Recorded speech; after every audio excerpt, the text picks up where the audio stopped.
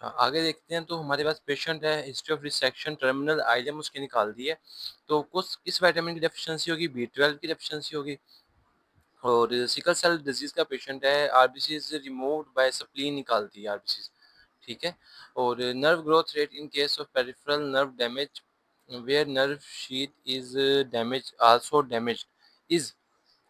यार ये ना ये नहीं बनता इनमें से, वैसे तो कोई भी नहीं बनता। देखो ना पर सेकंड बहुत ज़्यादा है, पर सेकंड नहीं होना, पर डे होना है, पहली बात, सही है? अच्छा अब पेरिफेरल न्यूरॉन में अगर आपके पास नर्व शीथ इंटैक्ट है और सिर्फ न्यूरॉन डैमेज हुआ है, तब आपका रेट होगा 1 टू 3 तकरीबन मिलीमीटर पर डे, सही है?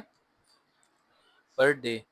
और अगर आपका क्या कहते हैं कि नर्व शीथ भी डैमेज्ड है तो बहुत कम लाइक 1 एमएम से भी कम हो जाता है और ऐसे केस में ना आपको मोस्टली सर्जरी की तरफ ही जाना पड़ता है। बात समझ आ रही है?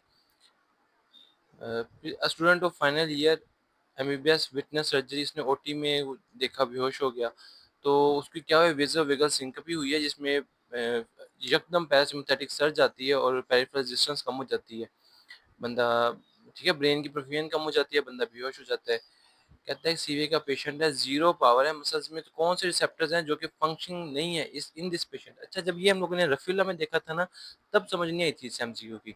इसका आंसर है गोल्जी टेंडेंस, ये तो बनता ही नहीं ना। देखो ये पेन रिसेप्टर्स, ये सेंसरी सारे, इनका क्या ताल्लुक? ये तो काम करेंगे, ठीक है? जो गोल्जी टेंडेंस है इनकी फंक्शनिंग के लिए मसल्स की फंक्शनिंग ज़रूरी है इनकी, और साथ में जो अपने पास स्पिंडल मसल्स हैं, इन दोनों रिसेप्टर्स की फंक्शनिंग के लिए मसल्स वर्क करेगा, उन पे स्ट्रेच आएगा तभी ये लोग एक्टिव होंगे ना। पेशेंट प्रेजेंटेड विद फीवर है, अल्टर्ड मेंटल स्टेटस है, पेरिफेरल स्मीयर शिस्टोसाइट्स आ गई। क्या चीज़ आ गई? टीटीपी आ गई। टीटीपी में हम लोगों ने पेंटार्ड देखा था, जिसमें फीवर था, अल्टर्ड मेंटल स्टेटस था, ये माहा था, और उसके अलावा हमने देखा था कि नेफ्रोपैथी थी, ठीक है? तो अगर इनमें से 2-3 भी 3 भी आ जाएँ तब भी इनफ है।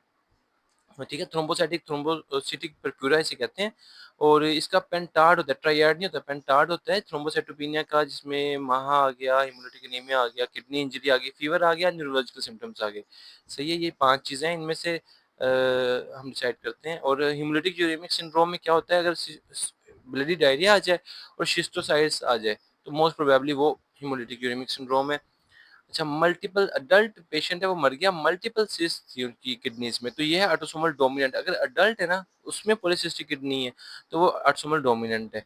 और अगर ये चाइल्ड का सिनेरियो है, उसमें भी सेम इश्यू था, तो ये ऑटोसोमल रिसेसिव है, ठीक है?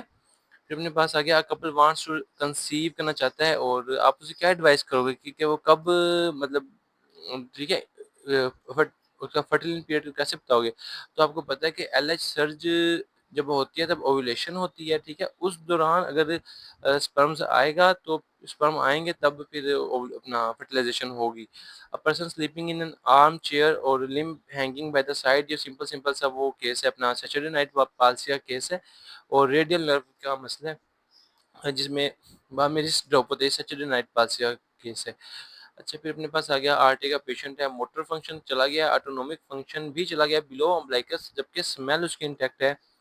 तो कौन सी मोस्ट लाइकली आर्टरी इन्वॉल्व होगी? अच्छा इसमें आंसर दिया उन्होंने एंटीरियर स्पाइनल आर्टरी।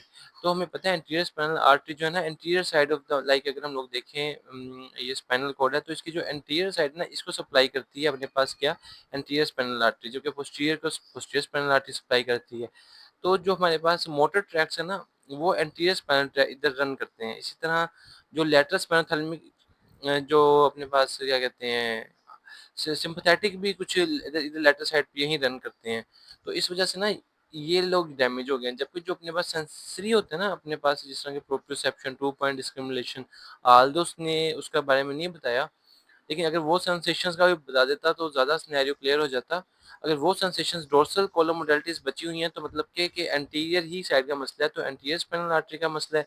और दूसरा वो कह रहे हैं क्रेनियल नर्व्स भी इन्वॉल्व नहीं हुई, ठीक है ना? तो ये जो अपने पास ओल्फैक्टरी नर्व है वो भी इंटैक्ट है, सही है? पेशेंट प्रेजेंट्स इमरजेंसी रूम में आया है और उसका ना कंप्लीटली अनकॉन्शियस है, वेजिटेटिव स्टेट है, और हेड इंजरी हुई थी, लेकिन कोई भी हेड इंजरी भी नहीं है, और हिज एग्जामिनेशन भी अपेयर मे बी सीटी भी अपेयर उसका नॉर्मल है। तो ये क्या हो सकता है? ये डिफ्यूज न्यूरोनल डैमेज हो सकता है, ठीक है? सीटी होना मतलब उसमें सीटी में पता चलेगा कि आपको कोई स्पेसिफिक लेयर नहीं मिलता, पूरी ब्रेन में ना डिफ्यूज न्यूरोनल डैमेज होते हैं। Which of the following structure prevent the backflow of contents from cecum to ileum is ileocecal valve. Which of the following true about epithelium in the lower one third of esophagus? अपने पास होती है stratified squamous epithelium, ठीक है, पूरी through out oesophagus में यही होती है स्ट्रेटिफाइड स्क्वेमस एपिथेलियम। अच्छा, प्रोफ्यूज ब्लीडिंग हो रही है, कोलिसिस्टेक्टमी हुई है, तो मतलब सिस्टिक आर्टरी डैमेज हो गई है, तो which artery damage which is branch of, तो सिस्टिक आर्टरी किसकी ब्रांच है? राइट हिपैटिक आर्टरी की ब्रांच है। अच्छा, प्रेग्नेंट फीमेल है वो 6 वीक हर प्रेगनेंसी थायरोटॉक्सिकोसिस, अच्छा छठे वीक में आई है, मतलब फर्स्ट ट्राइमेस्टर में आई है। फर्स्ट ट्राइमेस्टर में हमने क्या देना होता है? पीटू देना होता है, ठीक है, पीटीयू देना होता है। मेथिमाजोल हम देते हैं सेकंड और थर्ड ट्राइमेस्टर में, फर्स्ट ट्राइमेस्टर में ये ट्रेटोजेनिक होता है। सही है। और 26 साल की औरत आई है, और हम लोग है ना जो ये पीटीयू है ना, इसको फर्स्ट ट्राइमेस्टर, सिर्फ फर्स्ट ट्राइमेस्टर तक रखते हैं, सेकंड और थर्ड में नहीं चलाते, क्योंकि ये हिपैटोटॉक्सिसिटी करवाता है। अच्छा, 26 ईयर ओल्ड बॉडी बॉय है जो कि अपने पास आया है, पैलर वीकनेस। अच्छा, फिलहाल यहीं तक करते हैं, बल्कि नहीं।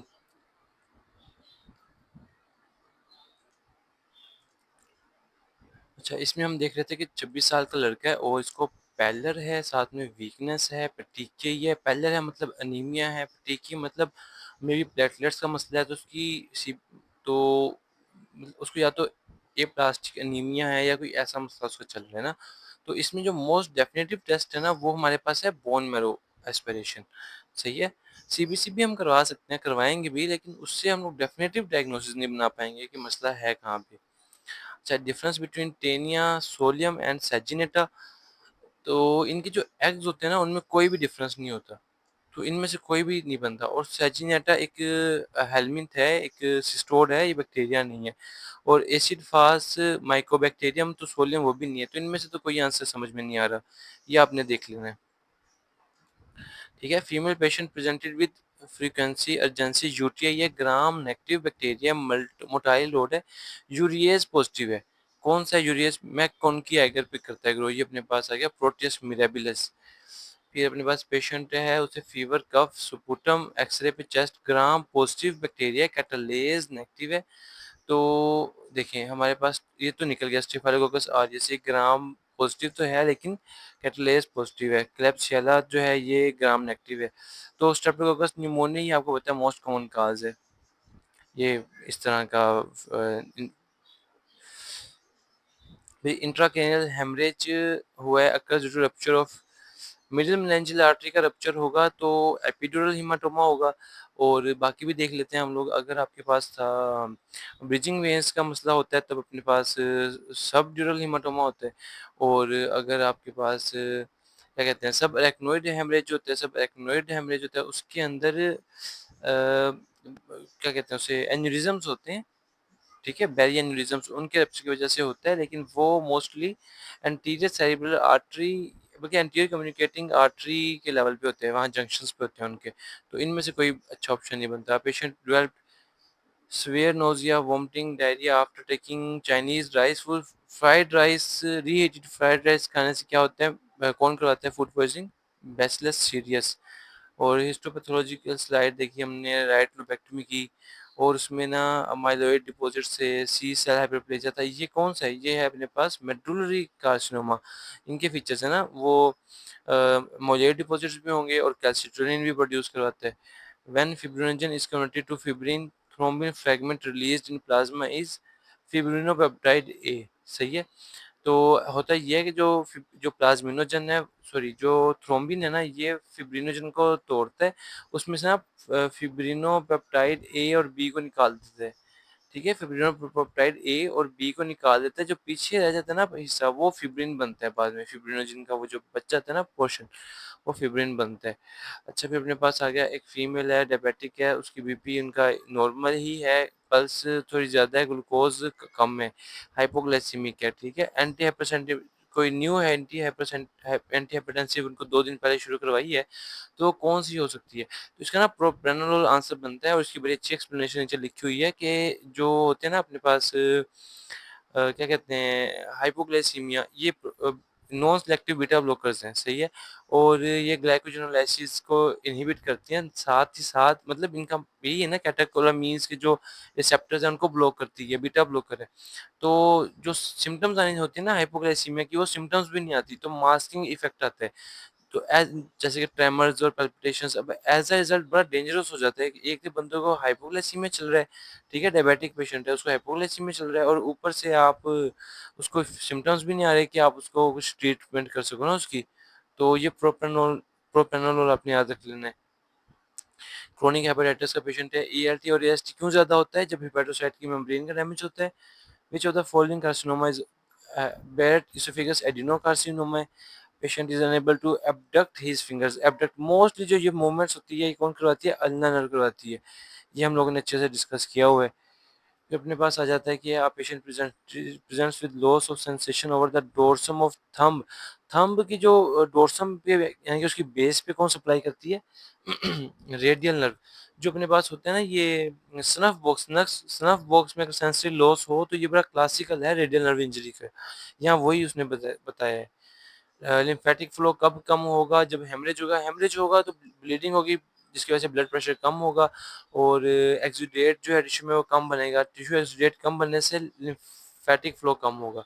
सही है? कोई भी चीज़ है जो कि टिश्यू में जो एक्सुडेट है, वो फिल्ट्रेशन जो हो रही है वो ज़्यादा करवाएगी, उससे लिम्फेटिक फ्लो ज़्यादा होगा, और कोई भी चीज़ है जो कम करवाएगी उससे लिम्फेटिक फ्लो कम होगा। अब अपने पास एक फीमेल आई है, ब्रेस्ट कैंसर है उसको, और साथ में स्ट्रॉन्ग फैमिली हिस्ट्री है। सही है, स्ट्रॉन्ग फैमिली हिस्ट्री है और पोस्ट मेनोपाजल है। पोस्ट मेनो बाकी आगे हम लोग देख लेते हैं, इसमें हम लोग देंगे रोक्सिफिन इसे। सही है, और अगर प्री मेनोपाजल है, ब्रेस्ट कैंसर के साथ आई है, तो क्या देंगे? टमोक्सिफिन। अच्छा, इसकी एक्सप्लेनेशन सुन लें आप। अच्छा, ब्रेस्ट कैंसर का पेशेंट हो और प्री मेनोपाजल हो तो उसमें टमोक्सिफिन देनी है। ब्रेस्ट कैंसर का पेशेंट हो, पोस्ट मेनोपाजल हो, उसमें अरोमाटोज इनहिबिटर्स देने हैं। सही है? ठीक है, मतलब पोस्ट मेनोपाजल है ना, इनकी पोस्ट मेनोपाजल है, तो इनको क्या करते हैं, आपने इनको ना कुछ खुशबुएं देनी है, अरोमाटेज देनी है, खुशियां देनी है जिंदगी में, अरोमाटेज इनहिबिटर्स देने हैं। फिर अगर वो कहते हैं कि ब्रेस्ट कैंसर यही है लेकिन हाई स्ट्रॉन्ग फैमिली हिस्ट्री हो ना, अगर स्ट्रॉन्ग फैमिली हिस्ट्री, अब आपने रोलॉक्सिफिन देनी है। हमारे इस केस में स्ट्रॉन्ग फैमिली हिस्ट्री थी।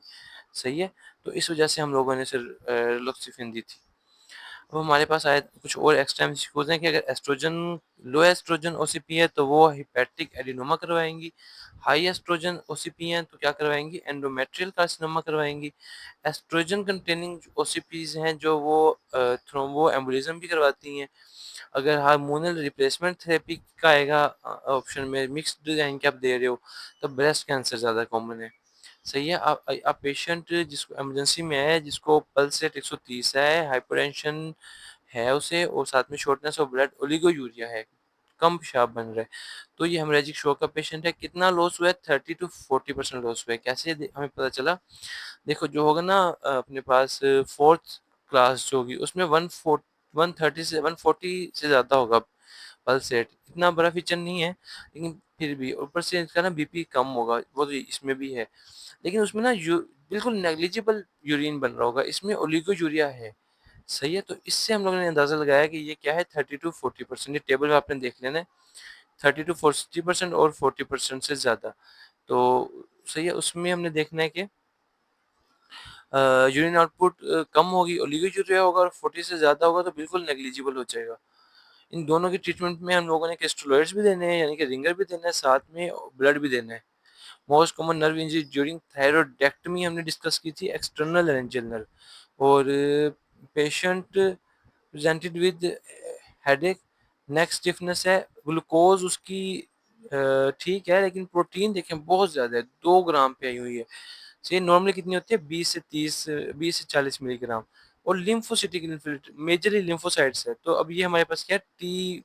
टीबी मेनिंजाइटिस है। कैसे पता चला? अगर लिम्फोसाइटोसिस हो ना तो दो ही ऑप्शन रह जाते हैं, या तो टीबी है या वायरल है। फिर आपने देखना है कि ग्लूकोज और प्रोटीन्स की क्या कंडीशन है। अगर तो वो नॉर्मल लेवल पे हैं तब तो वायरल है, और अगर बहुत ज़्यादा हाई है तब वो टीबी है। आई समझ? और अगर न्यूट्रोफिलिक इन्फिल्ट्रेशन है तब फिर अपने पास आ जाता है सिंपल बैक्टीरियल मेनिंजाइटिस। उसके अलावा आ गया 30 ईयर ओल्ड है, उसको हेडेक, फोटोफोबिया, वही मेनिंजाइटिस वाले फीचर है, लिम्फोसाइटोसिस है, लेकिन ग्लूकोज भी ठीक है और प्रोटीन भी कोई बहुत ज़्यादा नहीं है, तो ये वायरल मेनिंजाइटिस है। जो drug use as a prophylactic for acute motion sickness के लिए, माउंटेन सिकनेस के लिए हम लोग देते हैं एसिटाज़ोलामाइड, ठीक है? ऑस्मोटिक डाययूरेटिक देते हैं। सॉरी, ये कार्बोनिक एनहाइड्रेज़ इन्हिबिटर है, ये देते हैं हम लोग। ये आपने ऑप्शंस देख लेने हैं। मॉर्निंग सिकनेस जो कि प्रेगनेंसी में होती है, उसके लिए पाइरोक्सिन देते हैं, विटामिन बी6। मोशन सिकनेस के लिए स्कोपोलामिन देते हैं, ये अपने पास एंटी मस्कुलिनिक है। माउंटेन सिकनेस के लिए एसिटाज़ोलामाइड देते हैं। एयर सिकनेस के लिए मैक्लिज़िन देते हैं, ये एंटी हिस्टामिन है। और अगर आप लोगों ने थायरॉइड का पेशेंट है, उसमें फ़ॉलो अप कैसे करते हैं हम लोग? टीएसएच के थ्रू फ़ॉलो अप करते हैं। ठीक है। अच्छा, इस वाले में अपने पास आ गया कि स्नेक वेनम्स जो हैं वो किस तरह करते हैं। स्नेक वेनम्स हमें पता है कि वो फॉस्फोरिलेज ए2, ये एंजाइम रिलीज करते हैं। ये लिपिड मेम्ब्रेन्स को तोड़ता है और अपना ब्लड को भी तोड़ता है, न्यूरॉन्स की जो शीट्स हैं उनको भी तोड़ता है। तो इसके थ्रू वो अपने इफेक्ट्स लेके आते हैं। Asthma is diagnosed by which of the following. इसका आंसर डी बनता है, ठीक है, ए नहीं बनता है। डी डी में ये हम लोग, आपको पता है कि स्पायरोमेट्री करते हैं तो उसके बाद अस्थमा के पेशेंट में फिर हम लोग उसको देते हैं अपना क्या कहते हैं उसे, बीटा एगोनिस्ट देते हैं उनको। और उसके बाद देखते हैं अगर उसके बावजूद, अगर उसके साथ उनकी जो FEV1 है उसमें इजाफा हो जाए, FEV1 अगर उनकी इजाफा हो जाए मोर देन 12%, तो हम उसे कहते हैं कि ये अस्थमा का पेशेंट है ना, क्योंकि रिवर्सिबल ब्रोंकोकंस्ट्रिक्शन होती है इसमें। तो डी इसका आंसर बनता है। जब 35 साल का बंदा है, उसको मिड थाई पे लैसरेशन हुई थी, और अब एडेक्टर कैनाल में कौन सा स्ट्रक्चर है जो कि एडेक्टर कैनाल की इंजरी हुई है, तो कौन सा स्ट्रक्चर बच जाएगा? तो फेमरल वेन भी एडेक्टर कैनाल से गुजरती है, फेमरल आर्टरी भी गुजरती है, नर्व टू वास्टस मीडियालिस भी गुजरती है, सेफनस भी गुजरती है, नर्व टू वास्टस लैटरलिस नहीं गुजरती। तो ये बच जाएगी। उसके अलावा इसका सेकंड इंटेंशन हीलिंग में ग्रैनुलेशन टिश्यू का बहुत रोल है, इंपॉर्टेंट, सही है। इसने ही उसकी वोन की कंट्रैक्शन भी करवानी होती है बाद में। 30 साल का पेशेंट है और वो थिक म्यूकोइड स्पुटम प्रोड्यूस कर रहा है, शॉर्टनेस ऑफ ब्रेथ है, कफ है, तो इसमें क्या हो सकता है? इन्फ्लुएंजा में इतनी वैसी वो आपको पता है क्या एटिपिकल निमोनिया करवाता है, और ये नहीं इतना स्पेसिफिक, कभी क्लेप्सियाला रह जाता है या निमोनिया रह जाता है। ये रस्टी कलर का स्पुटम प्रोड्यूस करता है, और ये ना थिक जेली कुरेंट स्पुटम प्रोड्यूस करता है। तो मे बी क्लेप्सियाला इसका सही आंसर बनता है, क्योंकि उसने कहा थिक म्यूकोइड स्पुटम। अच्छा, सोडियम पोटेशियम एटीपीएस क्या करता है? 3 सोडियम को बाहर फेंकता है, 2 पोटेशियम को अंदर फेंकता है, जिसकी वजह से पोटेशियम की कंसंट्रेशन अंदर ज़्यादा होती है। और K2 से आपने याद रखना है कि K2 2 पोटेशियम को फेंकता है। हाइड्रोजन पोटेशियम एटीपीएस स्टोमक में जो होता है वो प्राइमरी एक्टिव ट्रांसपोर्ट करता है। ग्रेडिंग ऑफ ट्यूमर, ग्रेडिंग से आप क्या करते हो कि आप उसकी न्यूक्लियर डिफरेंशिएशन कह लो या मतलब एटीपिया कह लो, वो देखते हो। और स्टेजिंग में आप उसकी इन्वेजन देखते हो, सराउंडिंग एंड ठीक है स्प्रेड की। इसने बी का बीटा बीटा नहीं सही बनता, वो ठीक है, मेटास्टेसिस को भी देखते हो लेकिन ज़्यादा आप इन्वेजन को देखते हो, ठीक है। Total volume of extra cellular fluid कितना होता है? देखो अपने पास 70% केजी है ना, इसका 60% जो है वो सिर्फ वाटर, 60% वाटर है टोटल बॉडी जो है, तो वो हमारा बनता है तकरीबन तकरीबन 42 लीटर बनता है। और इसमें से फिर अपने पास इसमें से जो 60% है ना, इसमें से 40% जो है वो इंट्रा सेलुलर है, और 20% जो है वो एक्स्ट्रा सेलुलर है। तो 42 मतलब 70 का 40% कितना बनता है? 28 लीटर। और 70 का 20% बनता है 14 लीटर। इस 14 लीटर में से भी ना ये एक्स्ट्रा सेलुलर है, तो 14 लीटर उसका आंसर बनता है, ए बनता है आंसर। फिर एक पेशेंट है जनरलाइज्ड बॉडी स्वेलिंग के साथ है, फिजिकल एग्जामिनेशन पे थिक वैक्सी स्किन है, हिपेटोमेगाली है, लार्ज किडनी है। किडनी बायोप्सी पे ना कलर्ड, एप्पल कलर्ड बायफ्रिंजेस मिल रही है, और कोंगो रेड स्टेन है। ये अमाइलोडोसिस हुई हुई है, और इसमें मल्टीपल माइलोमा में अमाइलोडोसिस ये इस तरह प्रेजेंट कर सकता है। और आप पता है 65 ईयर ओल्ड मेल है, मल्टीपल माइलोमा का पेशेंट है, और उसको ना बायोप्सी पे बोन में बायोप्सी में कौन से सेल्स मिलेंगे? Kappa M cells. असल में ये है प्लाज्मा सेल्स हैं, एम सेल्स, जो कि मोनोक्लोनल प्लाज्मा सेल्स, ठीक है, उनको ये एम सेल्स कह रहा है, और ये कैपा प्रोड्यूस करते हैं। मतलब मल्टीपल मेलोमा में ऐसा ही होगा ना कि आपका कोई amino single light like chain बनाना शुरू कर देते हैं बहुत ज़्यादा। अब दो तो लाइट चेन है हमारे पास, एक कैमा है, एक कैपा है और एक लैम्डा है। तो कैपा की प्रोडक्शन अगर ज़्यादा हो रही हो, तो ये इस तरह ये वाली चीज़ बनती है। Which of the following drug is contraindicated in acute intermittent porphyria? Acute intermittent porphyria ये इसमें होता है कि आपकी जो हीम सिंथेसिस है उसके अंदर कोई एंजाइम का मसला बनता है जो कि वो मतलब हीम सिंथेसिस सही से नहीं हो रही होती, तो वो पोर्फिरिया कहलाता है। इंटरमिटेंट पोर्फिरिया ये है कि जैसे कुछ जिस तरह G6PD में होता है ना, कोई आपने ड्रग ली उसके बाद वो फ्लेयर आता है, तो इसमें भी ऐसे कि मुसलसल नहीं रहता मसला, ड्रग लेने पे फ्लेयर आता है। तो कौन सी ड्रग वो कह रहा है, थायोपेंटल का इसमें इफेक्ट है, ये आपको रट्टा मारना पड़ेगा। यहाँ उसने एक्सप्लेनेशन दी हुई है, इसको पढ़ सकते हैं। असल में ना ये है अपने पास इंड्यूसर, ये जो है ना थायोपेंटल, ये इंड्यूसर है साइटोक्रोम P450 का। तो जिसकी वजह से ना जब साइटोक्रोम P450 का फंक्शन ज़्यादा होगा ना, तो ज़्यादा हीम की ज़रूरत होगी और उसके लिए फिर वो ज़्यादा नहीं बन पाएगा, तो एज ए रिजल्ट वो उसका फ्लेयर आएगा। अच्छा, patient having CNS symptoms, high insulin, high C peptide. अच्छा, सी पेप्टाइड ज़्यादा है, इसका मतलब है कि एंडोजीनस इंसुलिन है और इंसुलिनोमा का पेशेंट है, ठीक है। एपिनेफ्रिन और एपिनेफ्रिन को एड्रिनल मेडुला से रिलीज होता है। 50 year old patient, sudden onset of severe right eye की पेन शुरू हो गई है, हेडेक भी है, नोजिया, ब्लड विजन है उस साइड की आई की, और 30 mm HG नॉर्मली कितना होता है, तकरीबन 12 से 20 तक होता है नॉर्मल, तो इसका 30 मतलब ग्लाकोमा तो है उसे। अब हमने देखना है कि ये ओपन एंगल है कि ये क्लोज एंगल है, तो अगर एक्यूट सडन फ्लेयर है ना तो ये क्लोज एंगल है, सही है। ओपन एंगल का जो होता है ना वो क्रोनिक होता है। 22 year old female patient emergency room में है, ingesting large number of aspirin उसने ले ली है, तो उसकी आप क्या किस तरह, अच्छा सॉरी एस्पिरिन ले लिया तो उसकी देखो, एक तो है अपने पास एसिडोसिस, तो ये अल्कोसिस वाले तो निकल गए। दूसरा आपने देखा कि उसके पास क्या है, bicarb sorry partial pressure of CO2 कम है, बाइकार्ब भी कम है, ये मेटाबॉलिक एसिडोसिस का केस है। फिर अपने पास आ जाता है कि एक बंदा है उसने एस्पिरिन की बोतल पी के आ गई है, तो अब क्या करोगे आप, उसे बाइकार्ब दो। अगर एस्पिरिन की टॉक्सिसिटी हो ना तो बाइकार्ब देना होता है और चारकोल देना होता है, एक्टिवेटेड चारकोल। अच्छा, ये इसने बताया भी हुआ है, अगर एस्पिरिन की टॉक्सिसिटी है तो बाइकार्ब दो, TCA की ओवरडोज है तो बाइकार्ब दो, ओपियोइड्स का ओवरडोज है तो नलोक्सोन दो, सही है। Patient has injury leading to damage of lower trunk of brachial plexus, का लोअर ट्रंक डैमेज हुआ है, सही है। वहां से मेजरली हमें पता है अल्ना नर्व निकल रही होती है, उसके अलावा वो मीडियन नर्व के लिए एक ब्रांच दे रही होती है। तो वो कहता है कि उसमें क्या हुआ है, कौन सा जाएगा, डेल्टोइड नहीं, वो तो मतलब क्या कहते हैं, मिडल ट्रंक जो होता है, पोस्टीरियर ट्रंक होता है उसके, सॉरी सॉरी मिडल ट्रंक से मेजर है पाल्मर। अच्छा, इसका आंसर ऐसे ओपोनेंट्स पॉलिसीज उसने बताया है, ये अब देखना पड़ेगा, बड़ा डिटेल में जाना पड़ेगा। कहते हैं कार्बन कौन सा है जो कि साइटोक्रोम P450 सिस्टम को कैसे इफेक्ट करता है, कार्बामेज़ापिन। तो ये इंड्यूसर हैं, कुछ होते हैं इंड्यूसर्स और कुछ होते हैं इनहिबिटर्स। इनहिबिटर्स उनको कहते हैं जो इस सिस्टम को इनहिबिट कर देंगे, सही है, जिसकी वजह से ड्रग्स का मेटाबॉलिज्म कम हो जाएगा और उनकी टॉक्सिसिटी ज्यादा होगी। और कुछ होते हैं इनहिबिटर्स, ये जो मैंने अभी बताया ना, ये इंड्यूसर्स होते हैं जो इसकी एक्टिविटी को बढ़ाते हैं। इनहिबिटर्स होते हैं जो साइटोक्रोम P450 की एक्टिविटी को कम कर देंगे।